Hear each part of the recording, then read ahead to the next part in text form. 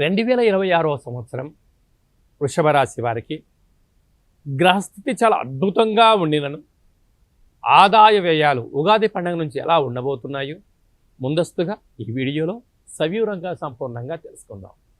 వృషభ రాశిలో ఏ నక్షత్రాలు వస్తాయి అనగా కృతికా నక్షత్రంలోని 2, 3, 4 పాదాలు, రోహిణి నక్షత్రంలోని 4 పాదాలు, మృగశిర నక్షత్రంలోని 1, 2 పాదములు కలిపితే వృషభ రాశి.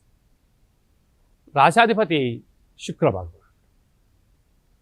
వీరికి ఈ యొక్క ఉగాది పండుగ నుంచి ఆదాయం అంటే ఇన్ని రోజులు విపరీతమైన రాజయోగం కలిగింది కనుక హంగులని, ఆర్భాటాలని, విందులని, వినోదాలని అనేక మంది బంధువులు, మిత్రులు, స్నేహితులు మీ చుట్టూ చేరి మిమ్మల్ని ఆనంద మహోత్సవాలలో గడుపుతున్నటువంటి శుభతరుణం.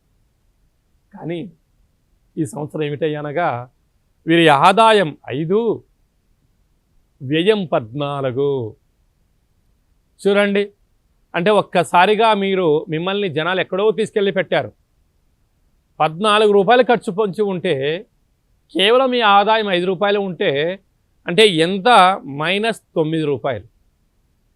కనుక ఈ జనవరి నుంచే మీరు ఏం అనుసరించాలి అంటే క్రమశిక్షణ, ఓర్పు, నేర్పు, విందులని, వినోదాలని, విహారయాత్రలని తగ్గించుకోగలగాలి.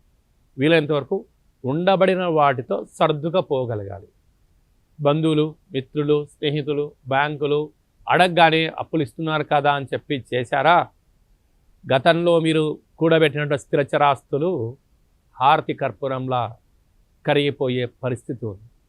ఎందుకు? గ్రహాలన్నీ అనుకూలిస్తున్నాయి, ఇది పట్టిందల్లా బంగారం అయింది.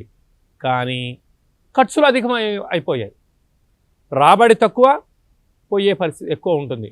వీటిని నియంత్రించుకోగలిగితే మీకన్నా అదృష్టవంతులు ఎవరు లేరు అని చెప్పి కూడా గమనించగలగాలి. రాజ్యపూజ్యం 5, అవమానం 4. అంటే మీరు చేస్తున్న సేవారంగ కార్యక్రమాలు, ఆధ్యాత్మిక కార్యక్రమాలు, సమాజంలో మంచి పలుకుబడి వలన మీకు మంచి పదవులు రాబోతున్నాయి. అదే కాకుండా విశేషంగా మీరు చేస్తున్నటువంటి పనులలో ప్రమోషను, ట్రాన్స్ఫరు, విదేశాలలో పర్యటన, అనుకున్నటువంటి కార్యక్రమాల్లో విజయం నిత్యము మీ వెంట ఉంటుంది. కనుక వీలైనంత వరకు ఎవరికైనా చెక్కులు ఇచ్చేటువంటి కాల సమయంలో ఆచితూచి చెక్కులు ఇవ్వడం, తీసుకునే సమయంలో ఖర్చుకు తగ్గట్టు తీసుకోవడం, అనవసరమైన ఖర్చులు పెట్టకపోవడంగా ఉత్తమోత్తంగా భావించగలగాలి.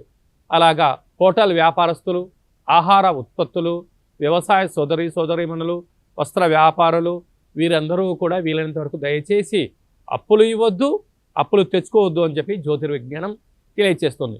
ఇలాంటి కాల సమయంలో ప్రతి నెలలో కాళభైరవ స్వామి వారికి నారికేల దీపాన్ని పెట్టి అష్టకాన్ని విని కుక్కకు ఆహారం ఏర్పరచడం వలన కోపం తగ్గి శాంతం పెరిగి అదృష్టం మీకు వెంట ఉంటుందని చెప్పి గమనించగలగాలి.